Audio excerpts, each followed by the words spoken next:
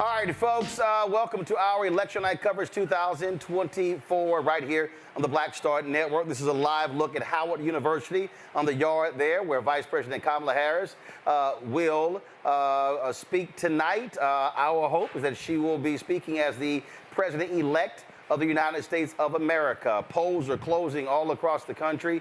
There have been some issues. We'll get to that in a second. We got, of course, a packed house here in our Black Star Network studios on Black Lives Matter Plaza in Washington, D.C. We got a number of our panelists here. You often see these folks on the show, so we got them assembled here. We got a combination of our coverage plus an election watch party as well. And so glad to have all of you here. I talked about some issues we've already seen. Russia has been calling in bomb threats in Georgia, specifically as it relates to black precincts.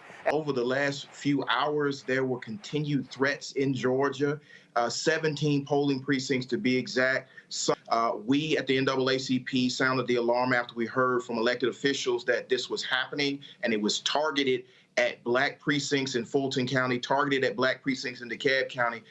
But it was a targeted attempt by actors outside the United States. I believe the Secretary of State identified it as Russian interference.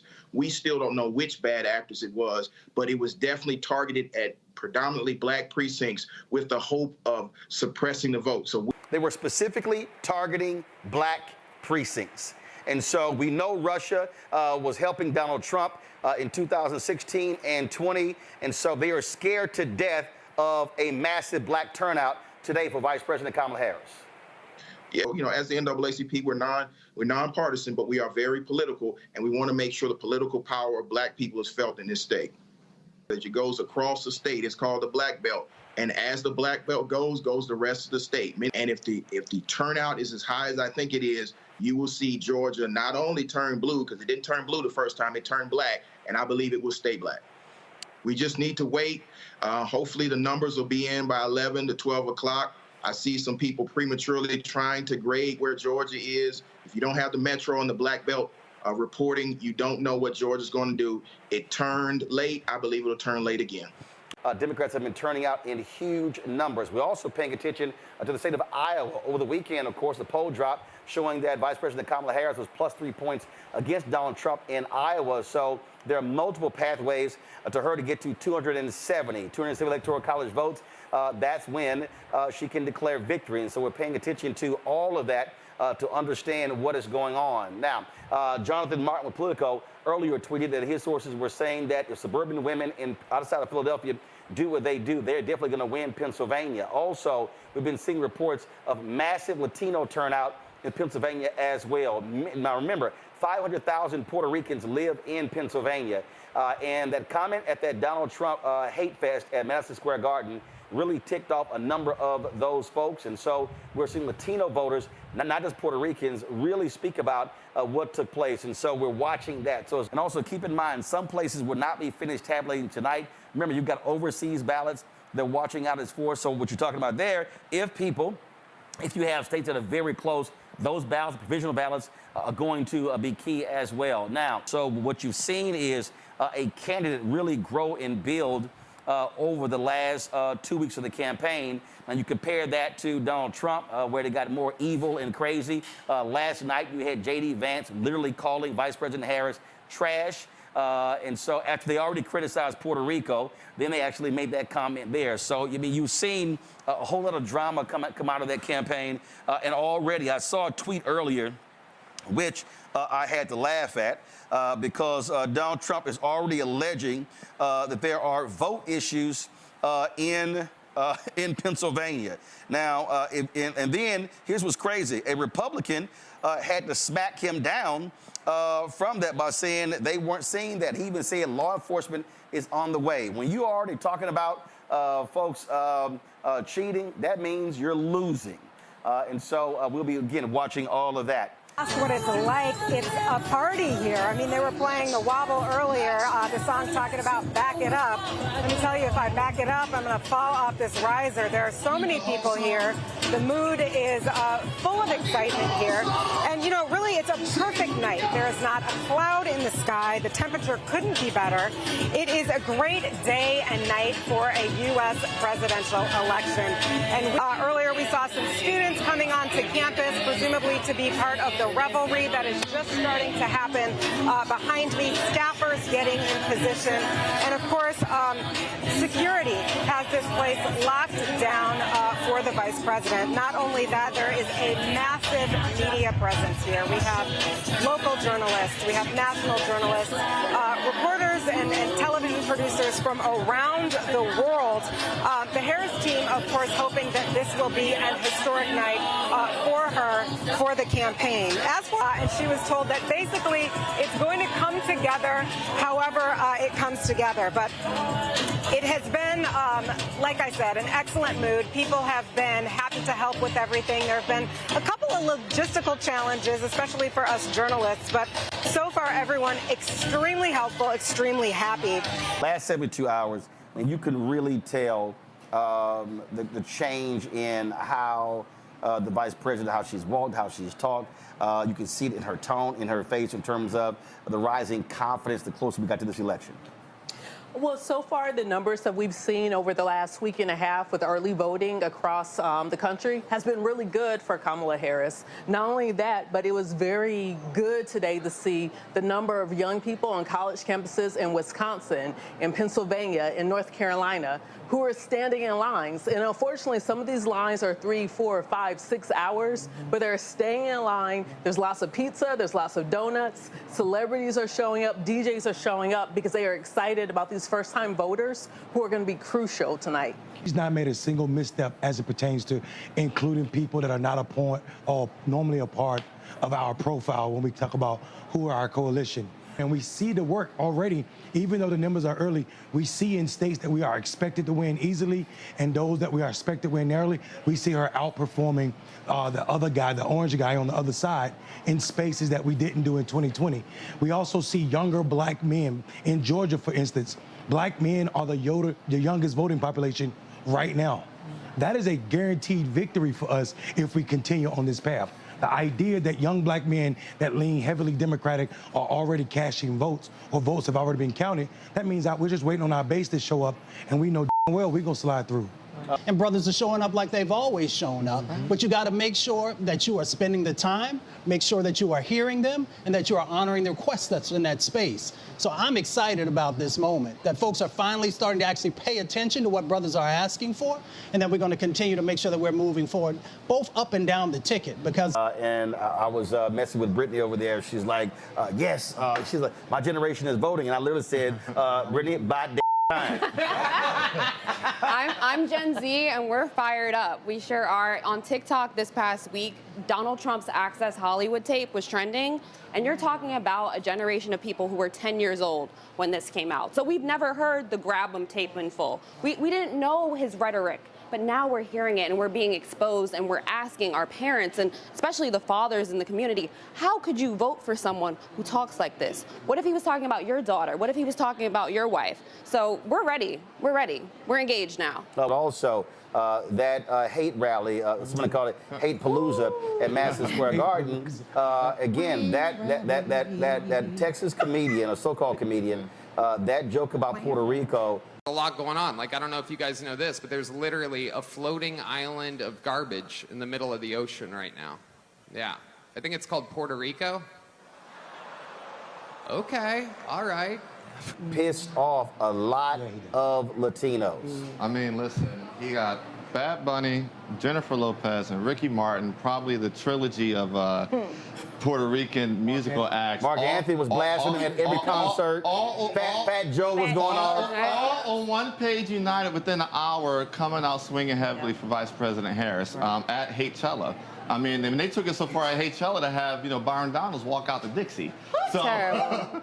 But the thing is this, for some of us, you know, it's been a decade of fighting against Donald Trump's racism, against Donald Trump's hatred. You know, for me, you know, people say, you know, I say, look, y'all voted against Donald Trump 3 times, I voted against him 6 times. So I voted against him 3 times in the primaries. And so for me, this has been a fight from June 2015, and hopefully this is the last time we have to deal with this. But you highlighted about some of the issues relating to Haitians and Puerto Ricans. Over the last couple of weeks, the Trump administration, they've been basically committing political suicide. And as someone who lives in the state, Central, South Florida in particular, Haitians and Puerto Ricans are, I'll say upset, but I can use another word, but we're on television right now, I don't want to get myself in trouble. But it has had an impact, and even see it in my home state of Pennsylvania. We're hearing in Puerto Ricans, and, you know, and I'm from Philadelphia, you're hearing Puerto Ricans in Philadelphia have turned out record numbers. But you're right, Roland, in terms of what they did, it really did have an impact. You know, my wife's family is Jamaican. So when they talked about Haitians, in Springfield, they're eating the dogs, the people that came in. They're eating the cats. They're eating the pets of the people that live there. Jamaicans and all the other, you know, individuals from, you know, from the Caribbean are quite upset. And so once again, you've galvanized a population that was more likely to vote for those who are, you know, low information voters we talk about a lot. You've now, those folks will make sure they come out and vote because the blatant racism was clear. So I think that Madison Square Garden, the comedian and some of the other comments after that made it clear who those comments were directed. Oh, yeah. Before I go to the next poll, it is a question of when you start looking at these different states, Erica, it comes down to infrastructure. What is your ground game? Yeah. In Pennsylvania, for instance, there was a massive ground game for the vice president. She spent a lot of time there yesterday, hitting 3 cities, rallying. They knocked on almost 1 million doors in Pennsylvania. And at the end of the day, that's how elections are won. It's absolute ground game. Yeah. So it was very smart of the Harris-Walz campaign to understand that they had to really penetrate the ground game. I heard a number earlier today, 90,000 people, 3 million doors that were knocked over the past weekend.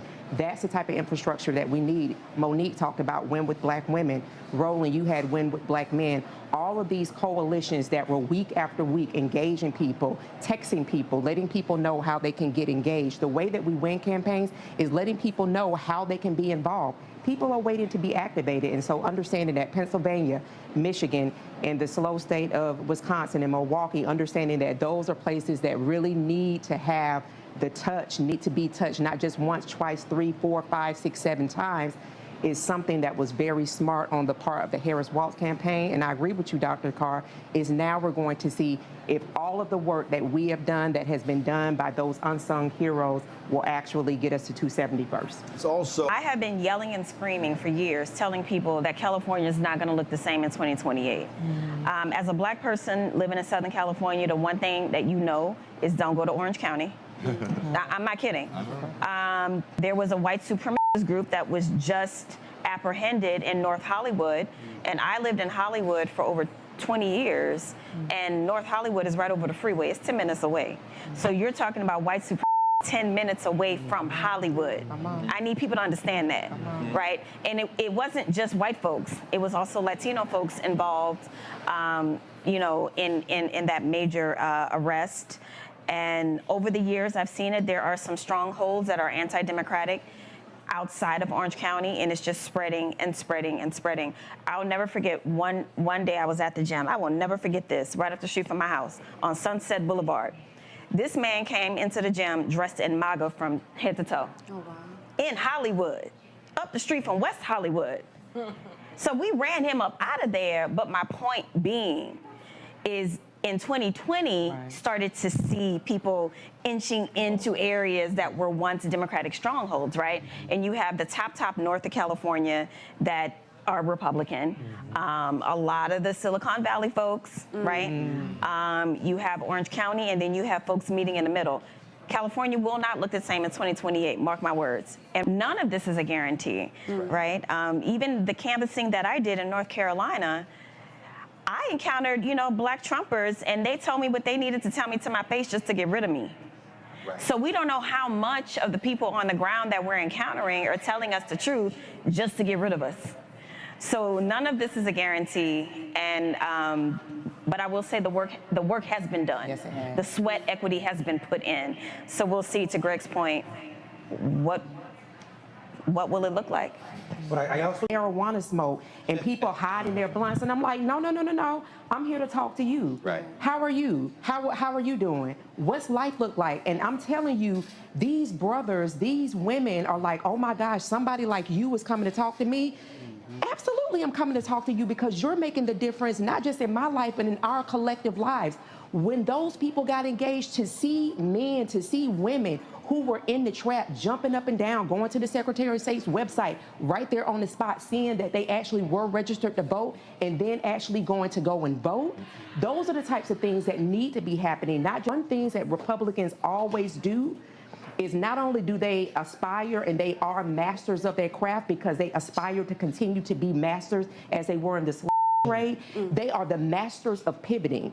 So to your point, what we are seeing now, it'll just roll up and look like something very different, but Democrats don't have to have celebrities, and shout out to all the celebrities, but there does not have to be all of this over-the-top engagement if we are talking to our number one and number two, that being black women and black men. That's the number one voting bloc in the Democratic Party. If we're at and that is Republicans understand how to form narratives. Talk about it, Roland. Second of all, you have a very sophisticated Republican media ecosystem. Yes. So it's about the ground game. Hold tight 1 second. Hold on. Pennsylvania, folks. The vote counting center in Pennsylvania has been evacuated due to a bomb threat. And so that's what's going on. And again, I feel like this is look, we told you about Russia. Russian interest. They desperately want Donald Trump to win. And so the fact that you're seeing bomb threats in multiple states is happening across the board. So there's a thing on Clubhouse, winning Clubhouse instead of winning in real life. For a lot of them, it's winning conservative media rather than winning in real life. Except this is real life. Yeah. These guys, white supremacists, are going to be the end of this experiment. No, speaking of that, the abortion amendment in Florida has failed. Yeah. In Florida, they're leaving in place their 6-week ban, and of course, did they give you a percentage? Because they had to meet a super. Well, no, it had to be 6% to pass, but maybe a majority voted for it. In other words, 58.4. Exactly. Wow. There it is. These goddamn white supremacists. Understand this. So yeah, 95% of the ballot-ins. There were 10,935 votes cast. 6.3 million yes. Again, 58.4%. No, 41.7%. And that, Roland, thank you, because therein lies the end of this funky-ass settler place. Let me explain it. That is the logic of the Electoral College. Hold tight 1 second. Also another race, folks. We now have our 5th black female United States Senator in history. Wow. So in Maryland, Angela also Brooks has been projected the winner in Maryland, beating a former 2-term governor, Larry Hogan. Donald Trump is mentally ill. He's got all these problems. He's convicted felon. Of course, he could vote in Florida because in New York, convicted felons who are not in jail can vote. This country is faced with the problem that we've known all along. This is white supremacy. This shouldn't even be close. This is a multiracial, multi-class, good-feeling, competent. I mean, I read something today that it shocked me, and I'm embarrassed to say I didn't know this. The only person running on the top of a national ticket who has served in all 3 branches of government is Kamala Harris.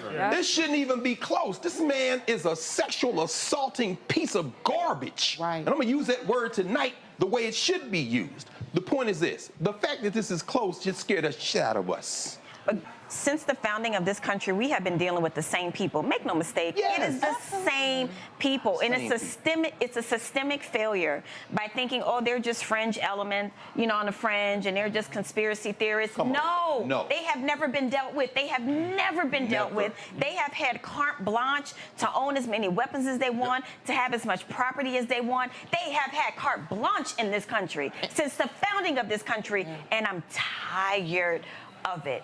My family has been here before the founding of America. Come on. Okay? And it has been the same people. Right. It is enough is enough. Enough is Right. enough. And that, which is why I have rightfully called him on this network who he is. He's the son of a Klein.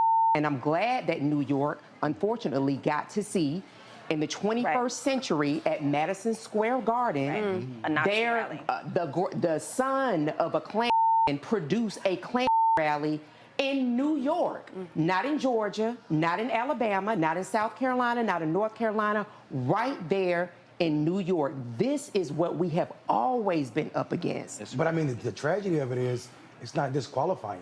Right. Exactly. Never has been. Never has been. Up to here. And again, what they're monitoring, if he keeps losing ground in suburban counties with that black turnout, that's right. May not win Georgia. Now, if you look at New York Times and the Hill and the rest of these people, they're predicting Trump a 61% chance of still winning. Right. New York Times is predicting 278 electoral college votes, but they're factoring in him winning Georgia, North Carolina, and one of the blue wall states. At the end of the day, just like in 2016, this election will come down again to that blue wall. At the end, she wins Wisconsin, Pennsylvania, and Michigan. She wins. If she's able to flip one of these, North Carolina or Georgia, we'll see. Trump spent a considerable amount of time closing in North Carolina, but Georgia. Let's see, will black folks come through in massive numbers? And then those suburban votes, Georgia, so it actually may come down to Georgia as well. Yep. Why haven't the streets been more engaged? You have the preachers, you have the pimps, you have the businessmen, you have the thugs, you got the drug dealers. All of them can vote too if their rights are still there. So what are we doing to engage all of these parts of our community, even the ones we don't want to talk about, but we know they're in our families? They're also a part of the community. Howard University, this is a live shot of what's happening on the campus there. It is jam-packed as folks are awaiting election results. They are, of course, hoping to see the first HBCU graduate become president of the United States, the first female president of the United States. And, of course, AKAs are real hopeful that they will have one of their own as president of the United States. And so it's already jam-packed. They have shut down the campus for the entire week, getting ready for this night. Again, when you look at the map already, and people are sort of freaking out, understand typically many of your red states come in first, places like Indiana, places like Tennessee, Alabama, Mississippi, but of course those critical battleground states. Well, right to it. Look, listen, people are sitting in Texas, they're sitting here, I'm in Congo, they're nervous. They're like, oh my God, what's going on? And I'm like, okay, everybody got to breathe. At the end of the day, voters have the opportunity. You got to count ballots. There are lots of lines, long lines, and so you just got to chill and wait. Yeah, this is the reason why we offered a bunch of free yoga classes this week. Because folks are freaking out. And this is just part of the process. And I'm really nervous for a lot of the younger voters, first-timers who are really watching this whole process. And it's like, oh my gosh, he's won 2 states and they think it's going to be over. But I think this is important for all of us who have been doing this work to really use this as a teachable moment for so many people out there, because this is just a process. And we understand that Election day is not really election day. It could be election week, election month, depending on what's going on. We got people in some of these other states that are going to try to pull some shenanigans with Trump's little secret to try to get to what's going to happen with December 11th and all this electoral college stuff they're going to try to play games with. So I think that people have to be patient and still stay engaged in the process. That blue wall is critical. It was critical for Hillary Clinton in 2016. It didn't happen. Donald Trump won by 77,000 votes in Pennsylvania, Wisconsin, and Michigan. Vice President Harris and her team hope that is not the case in 2024. Well, we have seen a double turnout. 500,000 is probably going to be the margin of the increase that we will see in Pennsylvania. And I think that is a lot because of the energy. It is the hope. It is the messaging that the Harris campaign has put on the ground game. But also the engagement. And I think a lot of that is what we're just going to see overnight. Pennsylvania is going to win. We have 67 counties. Philadelphia and Pittsburgh is one of the top priorities. We just had 2 concerts there yesterday where Kamala showed up at the same exact time. And I think that was amazing in itself, right? How do you get, if you're driving 5 hours, but she also took a flight. So it was 40 minutes, but she came there, she resonated, and the people that were there to support her. So I think, you know, the amount of energy and the amount of turnout that we've seen that we haven't seen in the previous elections outside of this one is really going to show a difference. Michael. This was billed as a watch party, as I said earlier, and it certainly is. I mean, in between when you're hearing the DJ behind me, results are obviously coming in. You're discussing it there in the studio. But when they do come in, the organizers are cutting the DJ. They're putting CNN on the big screen, and they're sharing the results with the people who are here in the yard tonight. And not surprisingly, when news comes in that Harris has won a state like Michigan or Pennsylvania, the crowd absolutely goes wild when it hears that former President Donald Trump has won a state like Florida. Of course, there are boos and jeers. Not a shocker, but it's been a whirlwind presidential campaign for her, and it will all come to an end very soon. She's essentially been running for 3 months compared to Donald Trump, who has been running for about 9 years. So the big question on everyone's mind here at Howard University and across the nation is who's going to win. And while it's still too early to tell, you know, anything can happen in a race like this, Roland. And you know that, I know that. I am no predictor of elections. That is not my job here tonight, Roland, but things are close. The crowd is on edge. They're taking the wins when they get them. This party definitely underway. It's formally started. We had, so far tonight, it's been a very unified vibe. People are excited. They're looking forward to what's happening next. But as you know, Roland, it's not over till it's over. When we look at what's going on here, again, probably I would say, Avis, as I said to Congo, I think I would say to anybody is calm the hell down. I mean, votes got to be counted. If you did everything that you could, if you call, if you phone bank, if you canvass, if you push stuff out on social media, then it really comes down to the voters. And people keep hitting me, and I'm like, yo, why you been anxious, nervous, and freaking all out? I mean, you just have to wait. Absolutely. And here's what you need to remember, right? The most populous areas, obviously, is the most votes. Yeah. So it's going to take a little while. Yeah. And I tell you, I'm very excited to hear about people still in line in Charlotte because we know what Charlotte was like, okay? And that tells me that something powerful is happening in North Carolina. You know, if we end this night with a North Carolina for Kamala Harris, you know, I think that could be the beginning of a blue wave that nobody's really expecting tonight. So I'm excited to see what's going to happen. But just like you said, we need to be a little patient. It's going to come in. Scott? Yeah, you know, if she wins North Carolina, that takes a lot of pressure off the blue wall. Yes. Right. And Trump is going to have to find another way to 270, and there's not as much pressure. I mean, Roland and I were together, but some of you all in 2016, and it started off the same way. When the first blue wall state fell, right? When it fell, that's the first time we got real nervous that we were going to have Trump in the White House. But before then, we were pretty festive. Things were going the way they were supposed to go. He won Florida. Remember, the red states count better than the blue states. They just do it more efficient. Exactly. So that they could make an argument of voter fraud down the line. I mean, understand the strategy of theirs, which is voter suppression, voter legal arguments. What's more important is this time, though, the Trump administration isn't in office, but the Democrats are in office. They've never won a lawsuit, election day fraud and what have you, and so that's going in our favor. But we got to win big. You know, if it's close, we're going to fight for 30-plus days. And if it gets to the Supreme Court, they're no friends of ours, historically. They just aren't, guys. And so I hope that black men came out and voted. I think you're right, Roland, about the patience piece.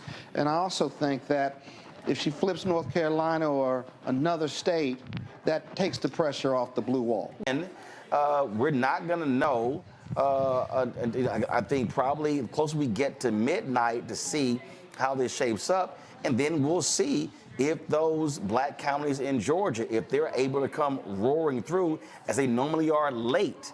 And so usually when it's about 70, 75% of the ballots in, all of a sudden, that's when CP time works for us. Because those black votes, they kick in, and all of a sudden, you see that lead just going down, down, down, down, down, down, down, down, down.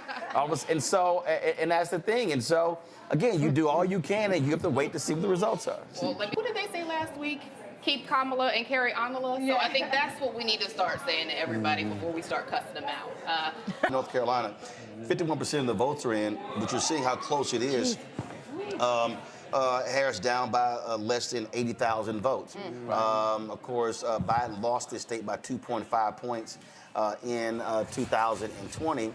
And so again, we're seeing what happens in those black counties. That is not a large margin there when you talk about North Carolina.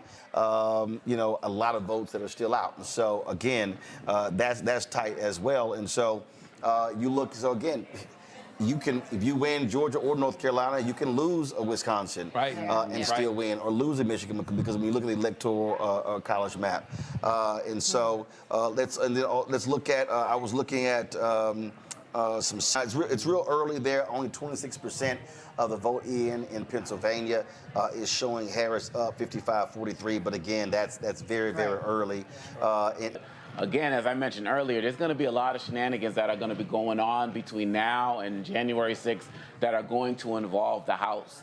And Mike Johnson, who was one of the architects of the original Stop the Steal work that they were doing, he's had 4 years to plot with Trump about what they were going to do right now. And so when Trump talks about we got something else planned, we got to believe that. And so I think there can be a lot going on right now. And so I'm really hoping that a lot of our people are going to come through as some of these other polls close and some of these other things with these bomb threats and other. But we also have people who are in these polls and who are watching the count, who are shady people, who are insurrectionists, who are Stop the Steal people, who are all of that. And so they got plans behind the plans, right? And I think that it's important that we got our poll watchers out there, that we got our lawyers on tap right now as well, because we're going to need to fight this every single way and every single day. Even if she takes everything tonight, it's not going to end. Our number one thing is to stop anything from getting to the Supreme Court, right? And so the more things we can stop up front, the less we have to worry about. One of the reasons that it's really close is that there are a large number of white, male, uneducated voters, low propensity and strong propensity, white, male, uneducated voters in Pennsylvania that are keeping those numbers tight. That's really it. Why does it fascinate you? Everybody knows that Pennsylvania. No. Gender they gap are uneducated. They are broke. And they Trump are broke, men, uneducated white people. They are rural white people. Literally, if you go through Pennsylvania, Teresa, you know this. You go through Pennsylvania. Once you get outside of Pittsburgh and Philadelphia, the suburbs, you seeing red. No, white people have been voting against their economic interests since the end of slavery. They have been. And so we have to understand that white is real and the culture of white is real. And so Trump pushes their buttons. People who literally lost their family farms but still said they're going to vote for Trump. You're like, what the hell are you talking about? I'm sorry. I need somebody to show me a Republican agenda that actually positively impacts the working class. It doesn't. But we're like, but that's my man. Like, what the hell?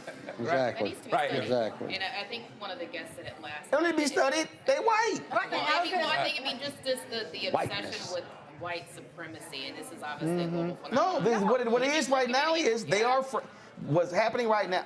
All of the talk, all you keep saying, they are deathly afraid of the nation becoming a nation of majority people of color. And so But if all you have, the only power you have is being white. I mean, that is it, because you are not doing well financially. You don't have a great job.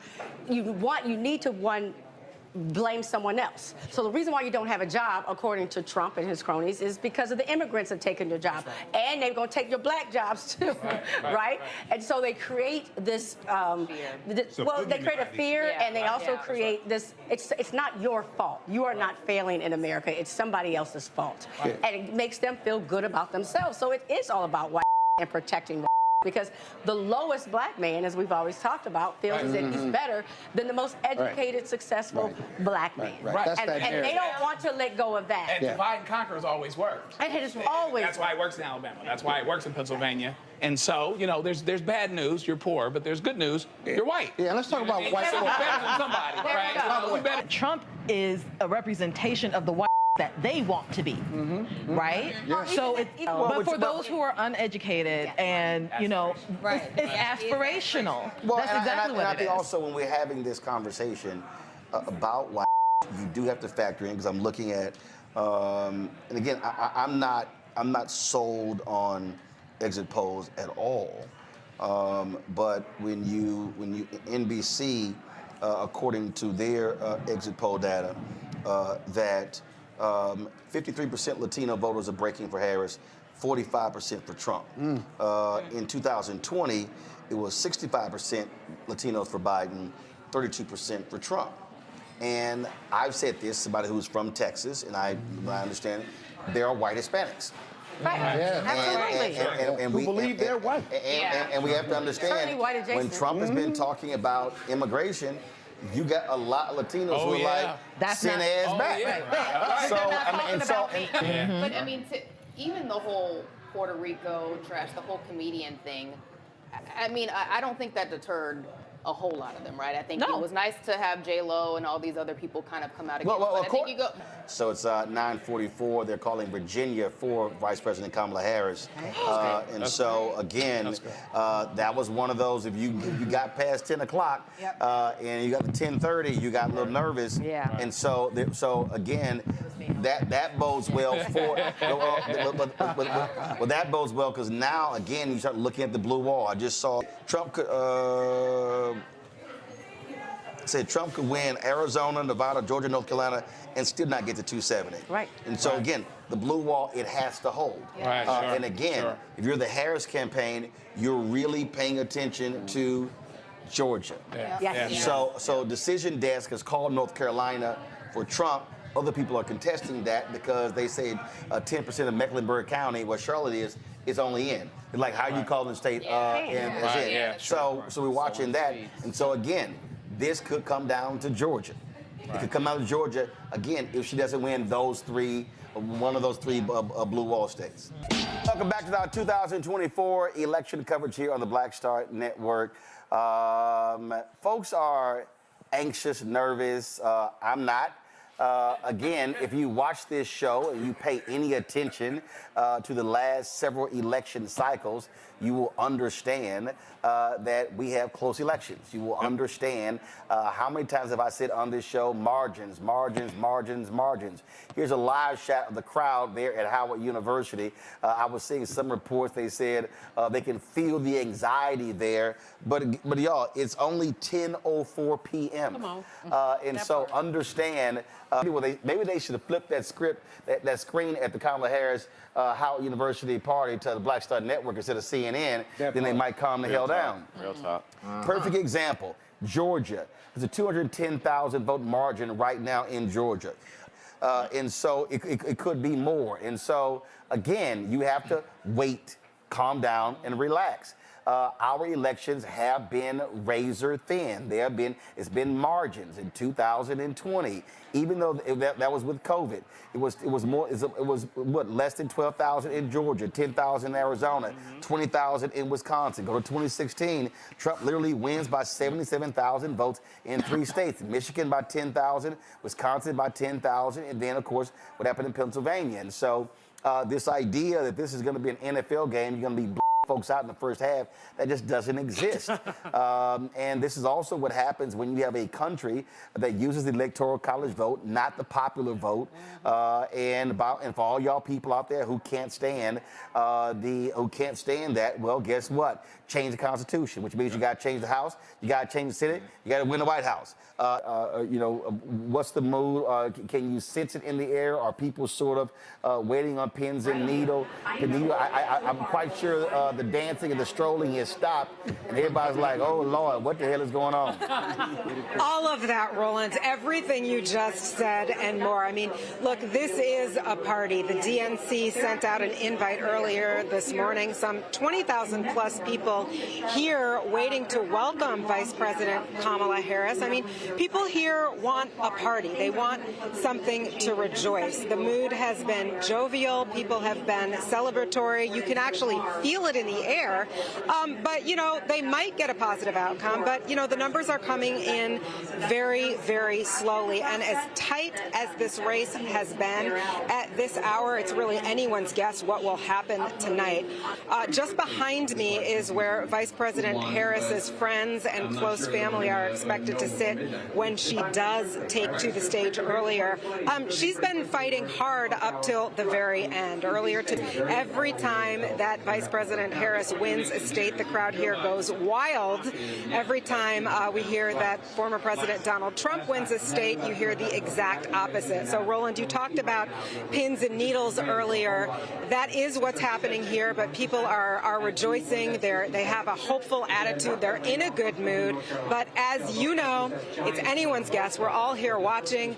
We're all here waiting. This race could go either way. And we'll Why do people work so hard to keep us from voting? Because they know how powerful our vote is. So the gender gap is alive and well, and it always will be, because we live in a patriarchal society where basically womanhood is devalued and manhood is supervalued. I mean, I think I was telling some of y'all sisters in the back about the fist fight I had with my brother in 2016 because the boy voted for Trump and had to marry it and say it at Thanksgiving dinner. And I punched him. But he bigger than me. But he didn't punch back, though, right? He punched back. We were rolling around on the floor. I think that... Right, so the question is, where are we missing the gap with the young voters from 18 to 29? And when we're talking about the gender gap, we have these men who are on social media being radicalized. We have... Again, while people are right now losing their mind, even some... I'm one of the people. Even some of the dumbasses in our chat, and somebody like, ooh, you can tell Roland's body language has changed. You're an idiot. It hasn't. Here's a perfect example, okay? Everybody's sitting here thinking blah, blah. It was driving me crazy when I saw all of that stuff about a blah. That's dangerous. Okay, so folk need to understand, Pennsylvania is gonna be close. Yes. Georgia is gonna be close. North Carolina is gonna be close. Biden lost North Carolina by 2.5 points. Yeah. And so, again, I'm not sitting here freaking because the first thing I'm looking at is where are the outstanding ballots? If I'm the Harris campaign and I'm looking at Georgia, it's a lot of black and Democrat and the votes. Republican counties are max. They're at 95%. And they in bed. Yeah. So they turn their shit in. One of the worst. So they're at max. No, let me explain people at home. They're at max. Right. They're smaller counties. They've already finished counting. So they're done. So if you're sitting here, Trump, Harris, you're looking at, okay, what's outstanding and who are likely my voters. And so right now it's about 210,000 again lead in Georgia. And so the question is, does it break 80-20, 75-25? That's what the party is. The best thing the Republicans... The fact, though, is, if Trump wins North Carolina and Georgia, she absolutely has to win Pennsylvania. Oh, absolutely. He absolutely has to win Pennsylvania. So my entire evening Well, she got to win Pennsylvania, Wisconsin, right, but if that's why my entire East Coast attention is on North Carolina and Georgia, because, you know, that kind of tells you right there that she absolutely has to get Pennsylvania. So what we're watching, too, is some Michigan coming in, and it's going, you know, his way, which, of course, doesn't mean anything because it's such a small sample. We also just saw that Trump won Iowa after that poll came out, indicating... Oh, did he? Yeah, indicating that he might lose Iowa. I thought she was going to win Iowa. There's things like that after everything that we saw for the last 2 weeks, the racism with regard to Puerto Rico, the paying attention to Arnold Palmer's Johnson, all this nonsense, and yet still Donald Trump is in the game, is competitive. I mean, I find that entire overview to be incredible, right? The fact that we're even talking about about this guy being competitive is still shocking to me. It is still shocking to me. The reason Mustafa. Here we are. Well, here's the deal. The reason what you now have is you have a rabid base that they don't care. They're going to turn out. Amen. Now, on the Democratic side, Democratic voters are actually smarter. Yep. The problem with being smarter is sometimes you think too much. and so the other thing that so again, Republicans are clear. They are on record. If we restrict voting, we get a better shot at winning. Yeah. If voting is expansive, we guaranteed to lose. That's what happened to As we're having this conversation about people coming out and not coming out, we have to continue also this conversation about white women, because it's looking at, once again, you know, all the numbers ain't out yet, but once again, letting folks down. You see, right? When we're saying when we get access to the ballot, we vote. And that's the issue. They're trying to make us not vote. But we don't actually know about white women yet, but what we do know is I know enough about what we do know is that Charlie Kirk and Elon Musk ran the ground game for Donald Trump. Now, when I heard that, I thought, okay, this might be a blue wave. I mean, I got a friend that said to me, you know, there could be a way, because those two idiots doing something that they've never worked on before, that told me this could be, you know, a short night. But apparently, maybe it is. Maybe it is white women. My point is that when all of these. So I'm looking at various things here, saying numbers coming in good from Detroit. Jonathan Martin is sitting here posting, hard to see how Harris carries Wisconsin at current Dane County margin, which is down. Guys, one second, your mics are still on. Hold on. Is it hard to see how Harris carries Wisconsin at current Dane margin, which is down from Biden's number, 86% reporting from Dane County? So when you're looking at these various states, now you're going on. Again, Georgia, you're looking at 88% reporting, but again, because of the threats, the reporting is delayed in Fulton, DeKalb, in Gwinnett counties. And so then when you look at all of these folks, again, New York Times and the rest of these people, they're all sitting here predicting, you know, a big opportunity for Trump here. Let me go to, looks like, let me go to Ohio, and looks like, well, you know, perfect example of somebody who ran a different race and looks like he is going to lose. So Sherrod Brown is down 5 points in Ohio. And so so Republicans hold that, then they will control the Senate outright if they win that. Democrats desperately needed that seat in Ohio, and so a very strong progressive voice. Looks like that's 85% reporting, and he's down by 240,000 votes to look like Brown is going to be losing the Senate race in Ohio. Again, we're looking at these states again. We're back to 2016, where it's likely going to be, does the blue wall hold? As it stands right now, 57% of the votes are in Wisconsin. Trump has a 31,000, go to my iPad, a 31,000 vote lead in Wisconsin. And so that's where that stands. But again, this is according to New York Times, 57% of the votes are in. We still are looking at North Carolina. When you look at North Carolina, he has a 129,000 vote lead in North Carolina. 86% of the votes are in. Remember, he spent a lot of time in North Carolina in the closing days. I'd be very curious to see what those large black counties in East North Carolina looked at when it came to turnout. And so that's North Carolina. When we look at, let me go to Michigan here to see where we stand with Michigan. And again, we're waiting on that. Michigan is showing Trump with a 42, it's showing him with a with a lead there at 50.9 to 47.4.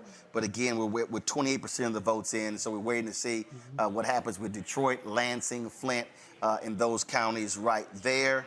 Trump is up in Pennsylvania by 67% of the vote is in Pennsylvania. He's up, according to the New York Times, by about 90,000 votes in Pennsylvania. So again, we're waiting to see what counties are outstanding. Here's what it actually hasn't come up tonight, and I was very interested it hasn't come up.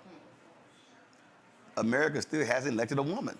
Yep. No. And the fact of the matter is, again, this feels similar to 2016. No, it doesn't. Excuse me, let me finish the point.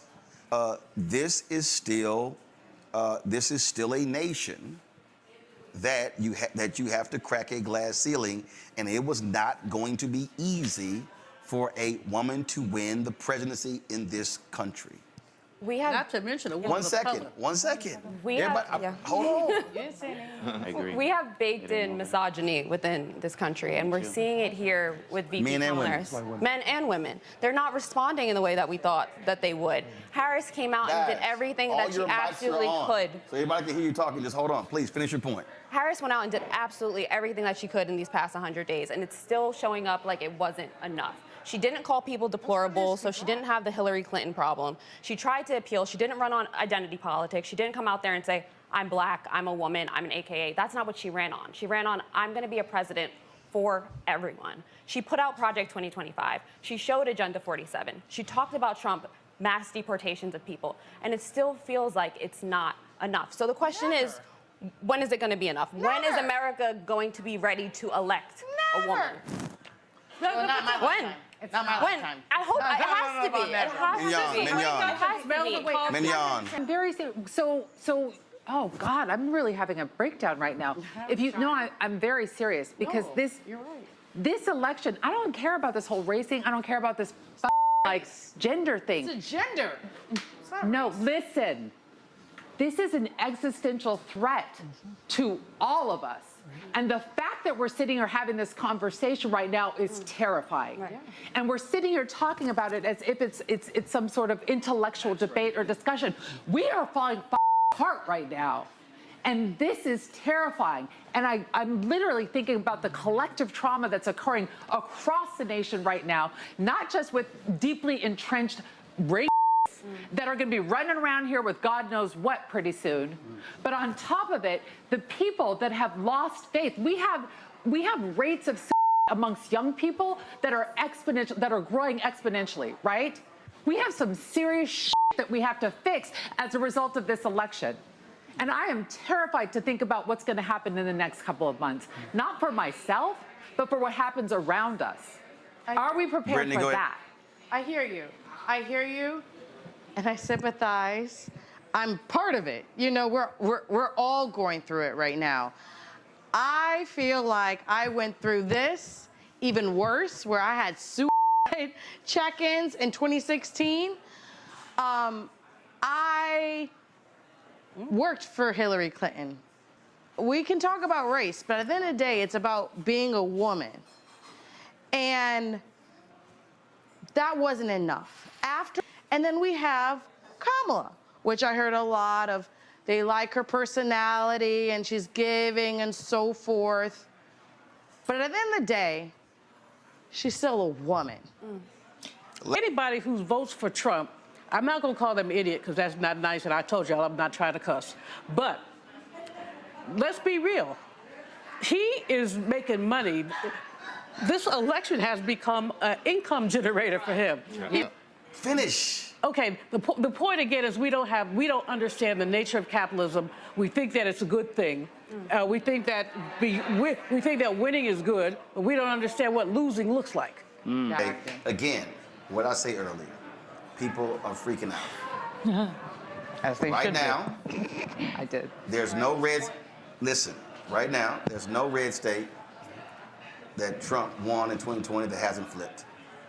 Right now, there's no blue state that Biden won in 2020 that hasn't flipped. The reality is this here. Michigan, Wisconsin, Pennsylvania, North Carolina, Georgia, Arizona, Nevada. The 7 battleground states that we started the night off with, that we've known for the past year, we're going to decide this election, have not been decided. So they are what they are. I'm going to go, I literally, somebody sent me, it's not looking good. I'm like, yo, the night ain't over. So like, it ain't over. Let me tell you. No, I'll tell you why. Fuck the feelings. Let's get the facts. One second. I don't understand what he's getting at. Because people kept expecting a landslide. Yeah. No, everybody, yes, they did. No, Brianna, wrong. Here's what happened. Here's what happened. Folks are like, oh my God, she's the most accomplished. No. Oh my God, look at this campaign. Easy. Oh my God, this man is crazy. Yep. And while all that was happening, matters. I kept saying repeatedly, yo, he is still, 1%. I kept saying to people, He is a predatory capitalist. listen, it doesn't matter. This is the equivalent of looking on paper and go, oh, this team is gonna win a Super Bowl and a blow. You still gotta play the game. Yeah. And the reality is this here. I just said it. No red state that he won in 2020 has flipped. So this idea that was going to be a landslide, it was crazy. It wasn't. The thing is this, right? He won in 2016. He won in 2016 by 77,000 votes. Right. Where I'm telling you, all these people, and it's because folks are like, oh my God, look at this. This is gonna be a blow. I'm sitting here going, no, it's not. It's not gonna be a blow. But again, though, But then we have the Anselser poll out of Iowa. I'm telling you, people, folks were so locked and low. Listen, I had to deal with people every single day. Okay, the last poll, oh my goodness. Right. National polls showing about 4. I'm like, elections are not national. Right. Elections are states. Right. What are we doing? Stop looking at the damn poll. Don't look at national polls. Look at state polls.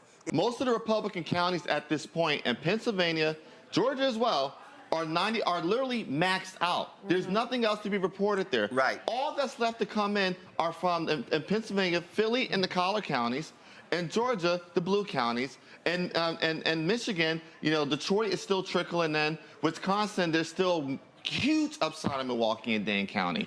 I just got a memo from the campaign just now, outlined. So the thing is this, right? Everybody, calm your fucking nerves.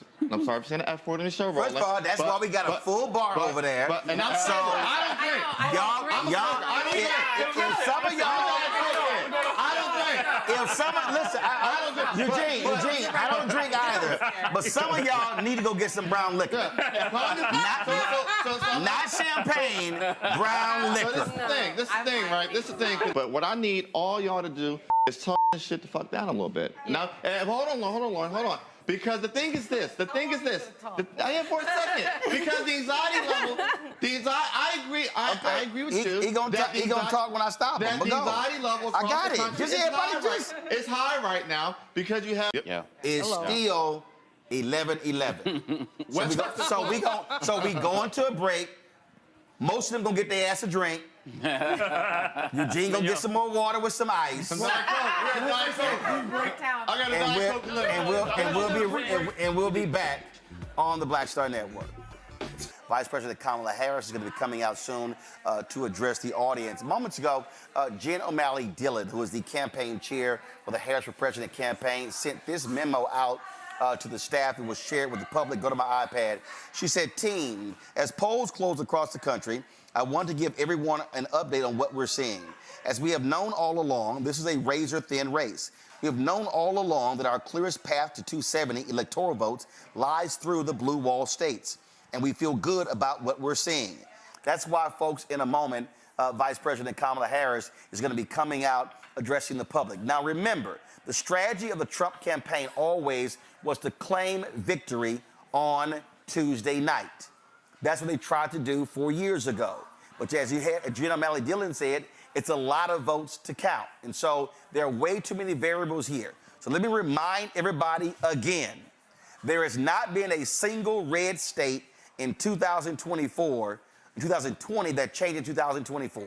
There's not been a single state that Biden won in 2020 that does not change in 2024. So this election still comes down to 7 states. So folks, It doesn't matter if you win by 100,000 votes or you win by 1,000 votes. You win. It doesn't matter if you get to 270 or you get to 350. 270 is all that you need. So literally, all of y'all, go get a damn drink, calm your asses down, go heat some food up, turn some music on, and chill your asses out. Again, they should have put that up on a big screen so all the people who are at Howard can hear what I just said so they can relax and chill because it's going to be a long night. We got a notice more than 5 minutes ago saying that we were all going to be asked to turn our lights out in a matter of minutes. So that may be a signal that Vice President Harris is set to take the stage in a day. I do have to tell you, it seems like the sort of energy level has dropped in the last maybe hour or so since we were talking to you. Now, I do want to say that organizers have had the television screens tuned into CNN and to local news following various results that have been coming in, not only here, but across the country. So is that a reason because the DJ was no longer with us? Or is it because people's minds have been changing about what's going on here tonight? I certainly can't predict that. There's no way I can tell. But I did get to go into the crowd to talk to people a little bit about how they were feeling. I spoke to a father and son team who said they were still very bullish on Kamala Harris. A woman next to them basically said that she was cautiously optimistic. As you just mentioned about this memo that came from the Harris team, they sent out a memo not too long ago, as you said, saying that these returns are coming in slowly. This is something that they anticipated for quite some time, but that they still see a path to 270. But information on that might not come tonight. So the big question now is supporters here waiting to see if she is going to take the stage. Right now, we have a fairly quiet crowd here at Howard University. The DNC, this is sort of being billed as a watch party, and it has been a party up until this point. We've had DJs, we've had entertainment. I have to tell you, Roland, this is feeling a lot to me like 2016. And again, I am not a predictor. I am not saying who is going to win either way. I'm just saying that the night air is sort of feeling a little bit like that to me, but Roland, it's going to be a long night. The reason I won't say is like 2016 because the numbers were also a lot different. I just think that, again, I think for a lot of people, they forgot the fact that the last 5 elections have been tight. And so that's what this is all about. So it's clear the Harris campaign is saying, listen, we're seeing the numbers. We know what the path to victory is, what they are hoping. And they've always hoped this because when you look at, again, the numbers, when you talk about an electoral college number, Michigan stays blue, you're at 247. Let's say Wisconsin goes blue, you're at 257. And then let's say Georgia goes blue, you're at 273. They can lose Pennsylvania. It can go to Trump. They win Georgia. They win the presidency. What the Harris campaign is looking at right now is they're saying, hey, we could win Georgia. The numbers are there. The votes are there. We could actually win Georgia. Win Georgia, it's a sigh of relief. Now you go, all right, you got to lock down Wisconsin and Michigan and lose Pennsylvania, or win Pennsylvania and lose one of those. And so that's just what it is. It just comes down to it. And I'm saying to people, if you look at this map, so all right, let's play with the map again. Let's say Trump wins Wisconsin. Let's say Harris wins Arizona. She's at 274. Pennsylvania still doesn't factor. And so that's why I'm telling everybody who's at Howard, I'm telling everybody in this studio, I'm telling everybody who's watching, y'all gonna make me cuss in a second, but I'm literally saying, calm the hell down. This is about math. It's about math. And so folk need to relax and chill out. So you got these right-wingers who are in our chat, and y'all might want to calm down because I'm going to start blocking y'all asses, who are like Trump, Trump, Trump. So the election is not over. And so I think, again, people came there thinking, oh, we're going to come here, and then by, what I don't understand is, why in the hell they turn the music off? Why did they stop? I mean, hell, they creating a somber mood there. I'm looking at all these people's faces and everything, and again, matter of fact, and I just sent Tatiana, I just sent the campaign a text message. I said, y'all should turn off them screens from CNN and put on the Black Star Network so they can hear somebody tell them to chill out and calm down. But it is interesting that people are freaking out there, and so we shall see what happens. And so we're looking at, again, the numbers. Everything is numbers that are coming out.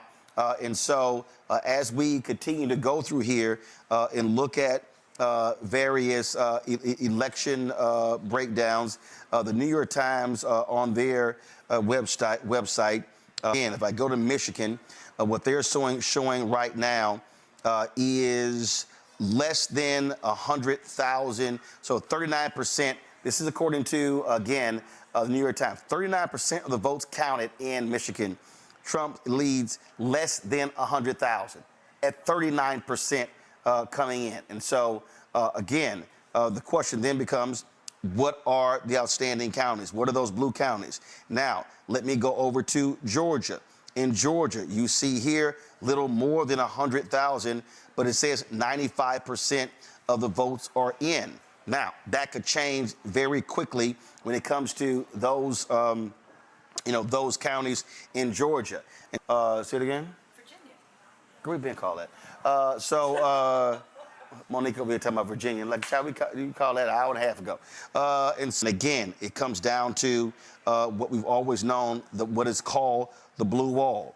And so when you go to Michigan, again, you see right here, the lead is slightly more, about 115,000 for Trump in Michigan.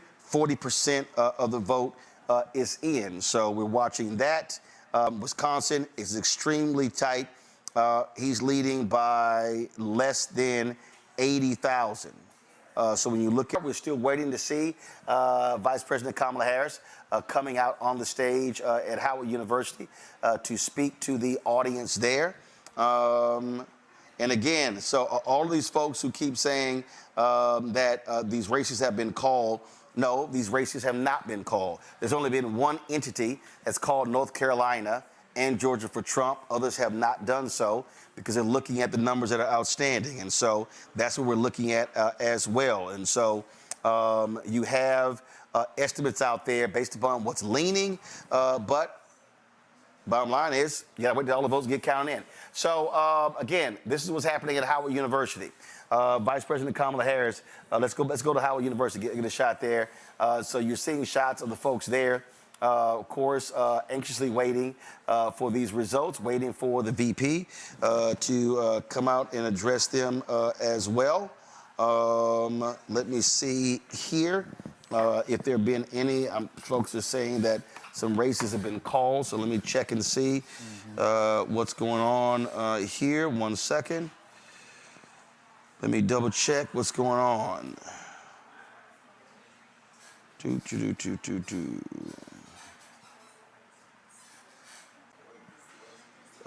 Now, the Associated Press, they are projecting that Donald Trump will win North Carolina. So the Associated Press is projecting that. And so CNN is also projecting that Donald Trump will win North Carolina. So you could so if we go back to our 270 to win map, you can actually put North Carolina in the red column for Donald Trump. We'll then look at that, and so let you know.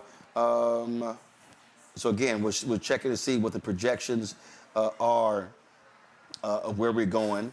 And so you see what these numbers are right here. Now, they gave the 5 minute, actually that's probably about 20 minutes ago, for the vice president. But you know what happens if you don't bring the seal out. That's when you know she's about to come out, when they bring the seal and put it on the podium. Well, I saw a podium shot, and that seal is not on the podium. So that's what's going on there. Let's go back to Tatiana. Tatiana, did they turn the music back on? Well, let's get Tatiana back, y'all. I'm curious to know, did they turn the music back on? Did somebody wake the DJ up? The DJ go to the bathroom and come back? What happened? They did. They turned the music back on. They had some Tupac, obviously from California. Kamala Harris representing California very strong. We can see the lights on the stage. If you can see behind me, they started sort of pulsating back and forth. Another sign that there is some activity that's about to happen here. But the crowd here waiting for Kamala Harris to come out. That has been the expectation all evening, that she would address her supporters. The people here obviously hoping that her address would include some sort of acknowledgement that she has in fact won, but that's not what's happening right now. Again, you mentioned that communication coming from the Harris team saying that it is a slow path. They are still able to see a path to 270. It's not happening at, what time is it? 11:48. I don't have my glasses on. Eastern Standard Time here. But it is about that time, and that's what people are waiting for. But you can't see the crowds like I can, but people are sort of just standing, a couple of flags waving, but not the dancing, not the revelry that there was earlier on in the evening. And in fairness, it has been a long night. I mean, we got here at 4 p.m. Eastern. The crowds here coming in maybe an hour or two after that. They have been standing on their feet this whole time in support of Vice President Kamala Harris. They are no doubt at least physically tired and likely a little bit mentally tired from waiting to see the results and to see these polls close across the country. But right now, still lights pulsating across the stage, DJ going strong, waking the crowd up, guys standing in the doorway. All signs point to something that will be happening soon, Roland. It's just not happening yet. Looks like family members. No, not happening yet. So we will see what happens. Let's do this here. We're going to go to a break. And you know, a lot of people are sitting here, you know, making all sort of assumptions, things along those lines. And so if you listen to people who just making assumptions, who don't know anything about what we're talking about, I would suggest you ignore them because they are clueless. But we also, I see a whole bunch of flag waving, not sure. Oh, gotcha. Okay, all right, cool. So they're showing on the map that she won Virginia. Well, that was like called a long time ago.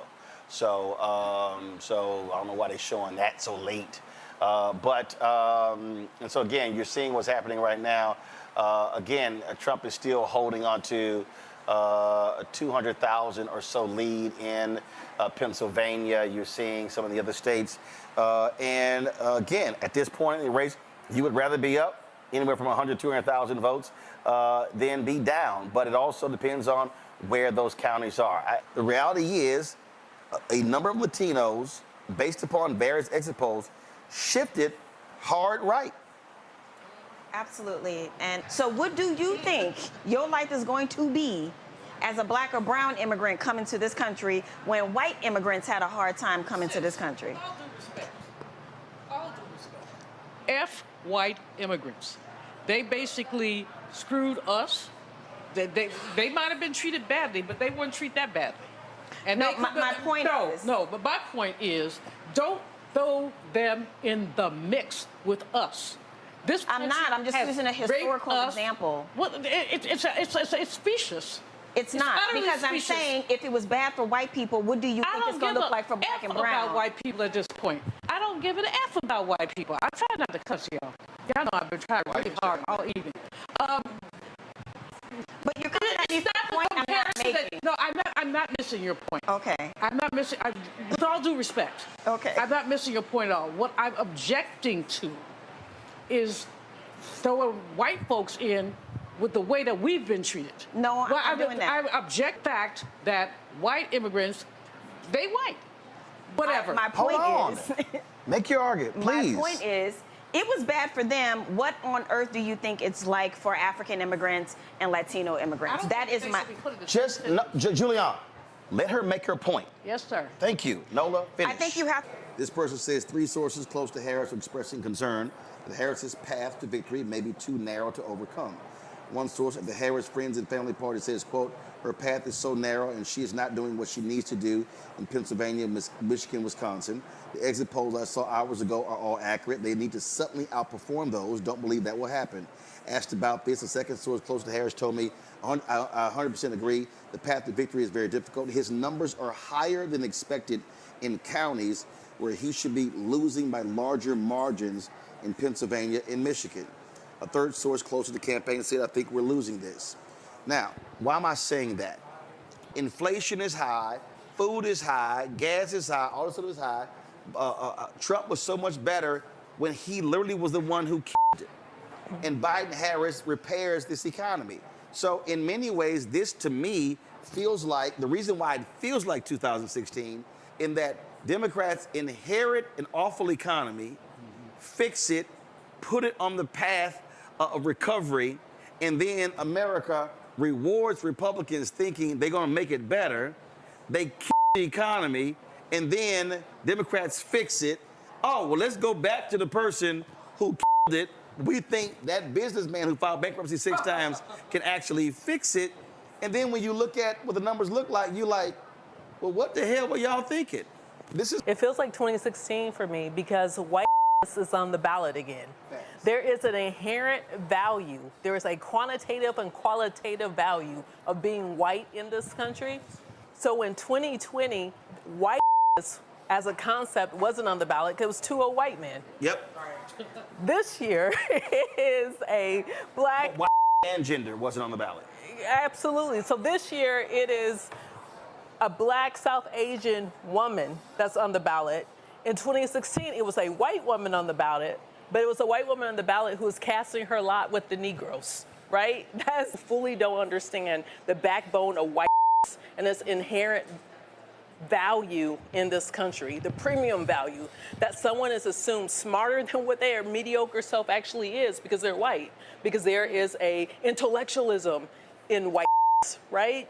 I mean, what we know is that there would be no America were it not for black labor. What we know is there would be no White House were it not for black labor. There would be nothing were it not for black labor. There would not be a thriving South without black labor. And so we don't need to continue to repeat their tropes. We need to rewrite the story. But what they don't seem to understand is that to white people, we're all immigrants unless you're white. Okay? So they don't care how many felony convictions he has. They don't care he tried to overthrow the government, anything like that. They're saying this is our guy because he's going to protect us from these other people who are eating dogs and cats or whatever he's saying. We're going to go with that. If they're concerned about economics, then they will vote for Vice President Kamala Harris. Okay? But they're using economics as a cover to really vote for white supremacy and vote for Donald Trump. Okay. So the Trump campaign feels very good about Pennsylvania. Why? They're slicing into dim margins in Philly with voters of color and workers. Trump is poised to flip Center County home to State College because the Joe Rogan effect among young men. Strong performance in collar counties, Philly suburbs, and a silent Harris woman vote not panning out.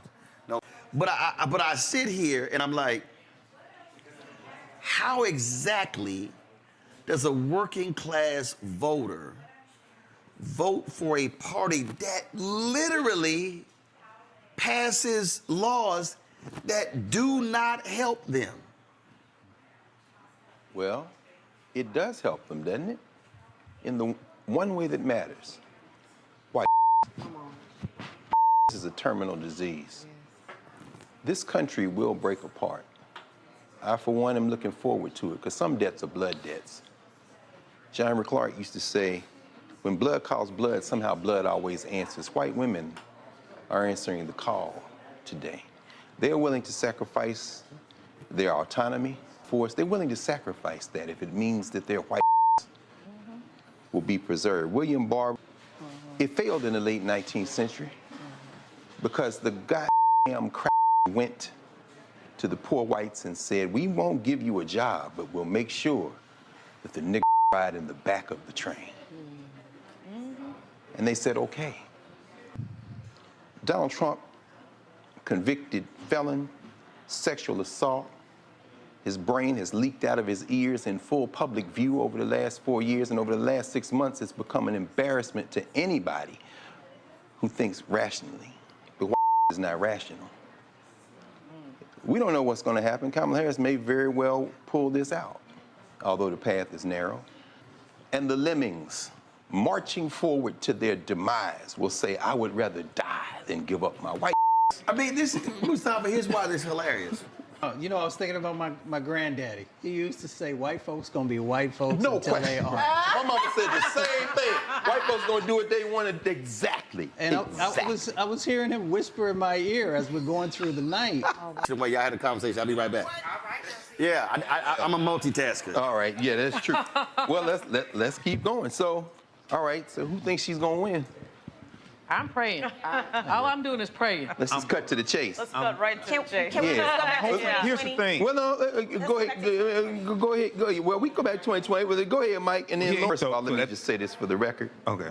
F the New York Times. Right. All right, go ahead. You can say AP. Well, AP's maps are better, by the way. Yeah, okay. The New York Times can go to hell. Yeah, but and forever.